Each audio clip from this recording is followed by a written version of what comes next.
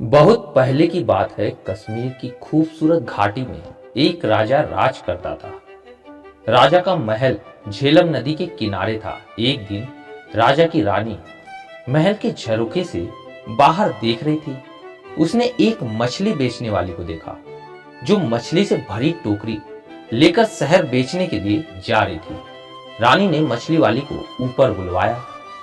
मछली वाली ने अपनी टोकरी नीचे रखी। टोकरी में ऊपर ही एक बहुत बड़ी मछली थी। यह मछली नर है या मादा? अगर मादा होगी तो मैं इसे ले लूंगी, रानी ने मछली वाली से बोला। रानी का इतना कहना था कि मछली जोर से हंसी और टोकरी में नीचे चली गई। रानी और मछली वाली दोनों मछली के हंसने से डर गई। मछली वाली ने जल्दी से टोकरी उठाई और वहां से चल दी। रानी सोच में पड़ गई। मछली को हंसते हुए ना तो कभी देखा है ना ही कभी सुना है। जरूर यह कोई विशेष मछली होगी। जब तक मछली के हंसने का रहस्य पता नहीं कर लूंगी तब तक मैं चैन से नहीं बैठूंगी। शाम को जब राजा महल में आया तो रानी ने मछली की हंसी के विषय में बताया। मछली आपकी बात सुनकर हंसने लगी। यह तो बड़े अचरज की बात है। राजा बोले, मैं कुछ नहीं जानती। आपको मछली क्यों हंसी इसका पता लगाना ही पड़ेगा। रानी ने जीत पकड़ ली। दूसरे दिन राजा का दरबार लगा था। राजा ने सारी बात बताई और बोले, क्या कोई बता सकता है कि मछली क्यों हंसी? जब कोई नहीं बोला तो राजा ने अपने वजीर से कहा कि 6 महीने के अंदर वह मछली के हंसने का कारण पता लगाकर बताए, वरना उसका सिर धड़ से अलग कर दिया जाएगा। वजीर उसी दिन से मछली के हंसने का कारण पता करने लगा। बड़े बड़े ज्ञानी पंडितों से, जादूगरों से, साधु सन्यासियों से सबसे पूछा, कोई कुछ नहीं बता सका। दूर दूर की यात्राएं की पर कुछ भी पता नहीं चल पाया। समय निकलता जा रहा था। 5 महीने निकल गए और वजीर कुछ पता नहीं लगा सका। उन्हें अपनी मृत्यु सामने दिखाई दे रही थी। उन्होंने अपने बेटे सुलेमान को बुलाया और कहा, बेटे, मुझे तो 1 महीने के बाद राजा मरवा देगा। कहीं राजा का क्रोध तुम पर भी ना उतरे, इसलिए तुम यहां से चले जाओ। सुलेमान अपने पिता से बहुत प्यार करता था। वह बोला, मैं आपको अकेला छोड़कर नहीं जाऊंगा। वजीर ने उसकी एक न सुनी और समझा बुझाकर सफर पर भेज दिया। सुलेमान दुखी मन से बिना सोचे समझे जो रास्ता मिला उसी पर चल दिया। चलते चलते रास्ते में सुलेमान को एक किसान मिला। किसान शहर से सामान आदि खरीदकर अपने गांव जा रहा था। सुलेमान ने सोचा, एक से भले दो। वह भी किसान के साथ साथ चलने लगा। थोड़ी देर चलने के बाद सुलेमान बोला, देखिए, चलते चलते हम दोनों थक गए हैं। ऐसा करते हैं कि आधे रास्ते आप मुझे लेकर चलिए और आधे रास्ते मैं आपको लेकर चलता हूँ। इस तरह रास्ता आसानी से कट जाएगा। किसान उसकी बात सुनकर हचकचा गया। आधे रास्ते यह मुझे लेकर चलेगा और आधे रास्ते मैं उसे? कैसी बेवकूफी भरी बातें कर रहा है। किसान ने सोचा और चुपचाप आगे बढ़ता रहा। थोड़ी देर में वे एक पहाड़ी के ऊपर थे। नीचे झेलम नदी की पतली धारा दिखाई दे रही थी और ऊपर देवदार के बड़े बड़े पेड़ों का जंगल था। दोनों एक पत्थर पर बैठकर सुस्ताने लगे।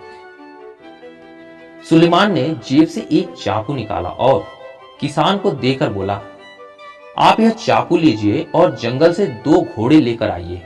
और हाँ, चाकू संभाल कर रखिएगा, बहुत कीमती है। चाकू लेकर मैं जंगल से घोड़े पकड़ कर लाऊं? यहाँ इस पहाड़ी पर घोड़े? या तो ये खुद पागल है या मुझे पागल बना रहा है। किसान बड़बड़ाया और थोड़ी देर में फिर से दोनों चल दिए। कुछ देर के बाद दोनों एक खेत में पहुंचे। खेत में पकी हुई फसल काटने के लिए तैयार खड़ी थी।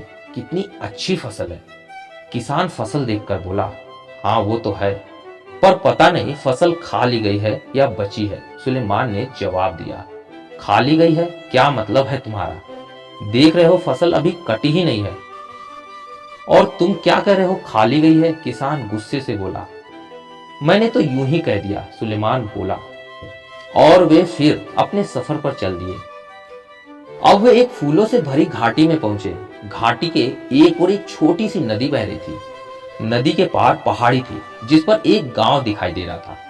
किसान ने अपने जूते उतारे, पजामा ऊपर खोसा और नदी पार करने लगा। नदी अधिक गहरी नहीं थी, पर धार बहुत तेज थी और तलहटी में ढेर सारे छोटे बड़े पत्थर थे। नदी पार करके किसान मुड़ा तो उसने देखा कि सुलेमान जूते पहने हुए ही नदी पार कर रहा था। सचमुच ये पागल है, किसान ने सोचा। नदी पार करके दोनों पहाड़ी पर चढ़ने लगे। गांव के पास पहुंचकर किसान बोला, मेरे घर चलो, कुछ खा पी कर और आराम करके आगे के सफर पर निकल जाना। मुझे बड़ी खुशी होगी आपके घर चलकर, लेकिन क्या आपके घर की छत इतनी मजबूत है कि आप मुझे अपने घर में ले जा सके? सुलेमान ने जवाब दिया।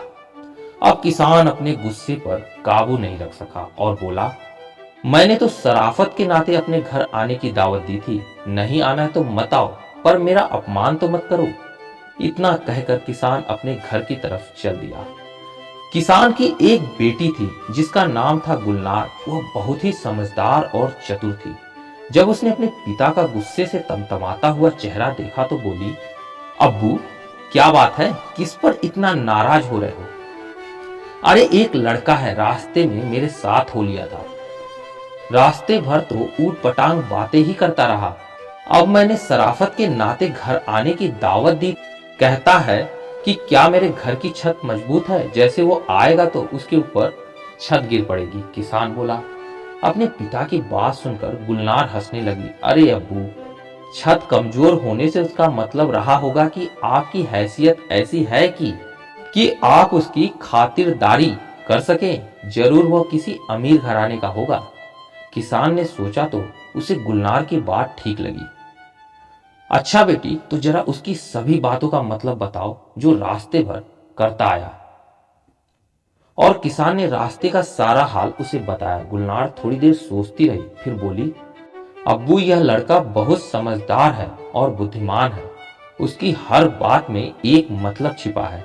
जब उसने कहा था कि आधे रास्ते आप मुझे ले चले और आधे रास्ते वह, तो उसका मतलब था कि आधे रास्ते उसे आप कोई कहानी सुनाए और आधे रास्ते वह सुनाएगा। इस तरह आपका रास्ता आराम से कट जाएगा और किसी को थकान महसूस नहीं होगी। और घोड़े? किसान बोला। घोड़ों से उसका मतलब असली घोड़ों से नहीं था। उसका मतलब था कि जंगल से लकड़ी की दो मजबूत टहनियां काट के ले आइए जो छड़ी का काम देंगी। चलते चलते थक जाने पर छड़ी का सहारा किसी घोड़े से कम नहीं होता है। और फसल खा ली गई से उसका मतलब था कि किसान ने साहूकार से कर्ज तो नहीं लिया है। अगर लिया होगा तो फसल सारी साहूकार उठा ले जाएगा, किसान को तो कुछ नहीं मिलेगा। चलो तुम्हारी सब बात ठीक है, पर जूते पहनकर नदी पार करना पागलपन ही तो कहा जाएगा। किसान बोला। अब्बू मैं कई बार सोचती हूँ कि लोग जूते उतार कर नदी में क्यों जाते हैं। ऐसा करने से कोई नुकीला पत्थर उनके पैर में चुभ सकता है और वे गिर भी सकते हैं। जूते पहने रहने पर पैरों का बचाव तो होगा। अरे यह लड़का तो सचमुच बहुत अक्लमंद है, मैं अभी उसे लेकर आता हूँ। इतना कहकर किसान घर से निकल गया। इधर गुलनार ने सोचा क्यों ना वह भी लड़के की परीक्षा ले। उसने एक थाली में 12 रोटियां रखी, एक कटोरा खीर भर कर रखा और दूध से लबालब भरा हुआ एक जग रखा। थाली नौकर को दी और बोली, यह थाली सुलेमान को देना और कहना कि साल में 12 महीने होते हैं, पूरे चांद की रात है और सागर में पानी लबालब भरा है। नौकर लालची था। उसने सोचा अगर थोड़ा सा खाना खा भी लूं तो लड़के को क्या पता चलेगा। उसने एक रोटी खीर के साथ खा ली और जग में से थोड़ा दूध पी लिया। फिर उसने जाकर थाली सुलेमान को दी और गुलनार का संदेश सुनाया। सुलेमान ने थाली रख ली और नौकर से कहा कि अपनी मालकिन को शुक्रिया कहिएगा और कहिएगा कि साल में 11 महीने होते हैं, आधे चांद की रात है और सागर में पानी लबालब नहीं है। नौकर ने आकर गुलनार को सुलेमान का संदेश सुना दिया। गुलनार समझ गई कि नौकर ने थाली में से खाना खा लिया है। नौकर ने मान लिया कि उसने चोरी की है। यह बात तुम्हें कैसे मालूम पड़ी कि नौकर ने थाली में से खाने की चोरी की है? किसान ने पूछा। अब्बू मैंने 12 रोटियां रखी थी, मतलब 12 महीने का साल है। कटोरा भरकर खीर रखा था, यानी पूरे चांद की रात है।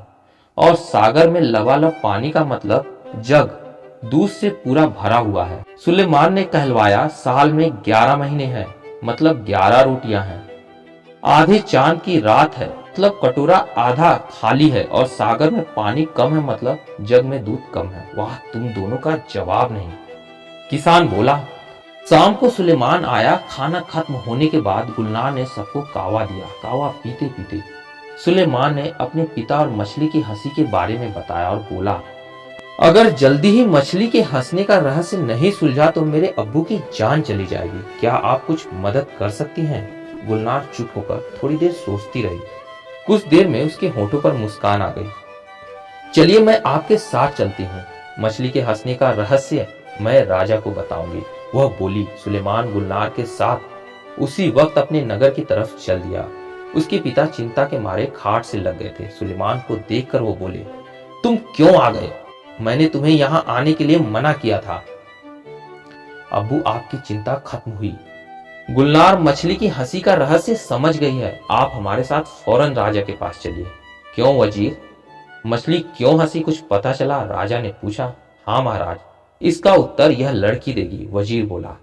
महाराज, आपके महल में एक पुरुष स्त्री के भेष में रहता है। यह बात उस मछली को पता थी, इसलिए वो हंसी थी। गुलनार ने बताया। हमारे महल में पुरुष असंभव, राजा बोला। महाराज, अभी इसका फैसला हो जाता है, गुलनार ने जवाब दिया।